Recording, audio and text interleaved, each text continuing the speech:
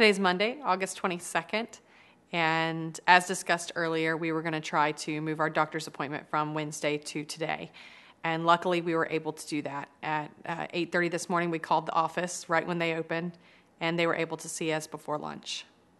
Tyler and I were really hopeful that maybe the doctor would have some positive news. So we loaded the car up with our bags just in case we needed to go from the doctor's appointment to the hospital. And unfortunately, we're back home, as you can tell. At the doctor's appointment, Dr. Gumby had said that I had high blood pressure again, which I was shocked about because I thought I'd been doing pretty well. But he wasn't too alarmed, wasn't too concerned, just told me again to watch out and lay down a little bit more. But he had some unpromising news given the fact that we were still not progressing. We were the same we were on Wednesday, and he was a little shocked by that, and we had to start talking about some other alternatives. I was kind of disappointed and surprised that we hadn't made any progress.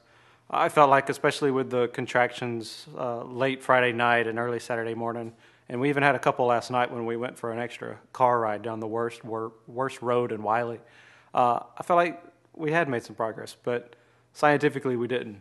Dr. Gunby basically was honest with us in regards to Max's progress, and that an induction would probably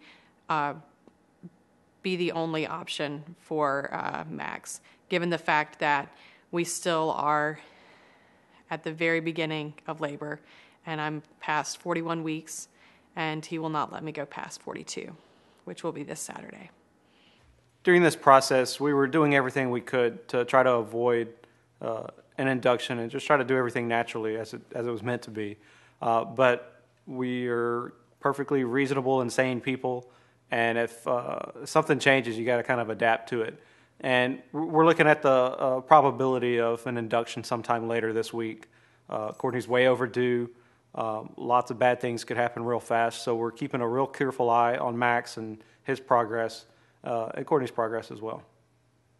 Even though 10% of births go past 42 weeks, a doctor is not going to allow that, especially in a hospital setting, because of the higher risk that the baby has lost nutrients, because of the just the structure of the body is not meant to go past 42 weeks. So the baby starts to lose in nutritional value and sometimes can have some harm to it. So we're back home, and the reasoning is that we don't have an induction date. The hospital has only 4 elective beds that can be set aside for an induction, and those are all full until the 29th. So we're on a wait list, and we are going to be called this week when we can go in. After an emotional morning, Tyler thought that he would make my day by taking me to my favorite burger joint downtown, just around the corner from the hospital, called Angry Dog. Still think it's the best burger in Dallas. Tyler disagrees, but I got what I wanted, and Max did too.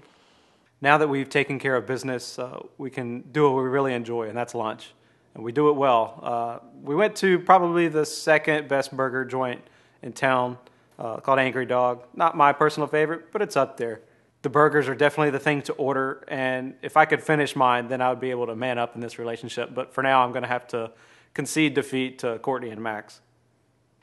During lunch, Tyler and I discussed doing dinner tonight and using our new grill. So we stopped at my absolute favorite grocery store, Central Market, on the way home to get some really great cuts of meat.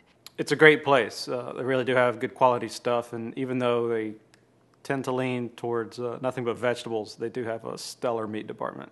Central Market is my favorite grocery store because it's laid out a little bit different than a normal grocery store. You walk through the produce section, then you wind your way through the meat department, and you wind your way through bulk, and then homemade fresh bread, cheeses. It's the best grocery store ever. It's not set up in aisle format, and everything is preservative free if they make it there, and just really healthy and a little expensive, but if you shop the sales, which is what I do, you can definitely eat some really good quality food. After a quick taste testing of a couple slices of bread, we ended up getting some kind of mild sourdough, so it should be really good with steaks. We're also going to throw in a little bit of France's oldest cheese into our potatoes. Central Market's also where I did my cooking school classes, and I blogged about that back on June 14th. So if you want to read about Central Market a little bit more, you can check there.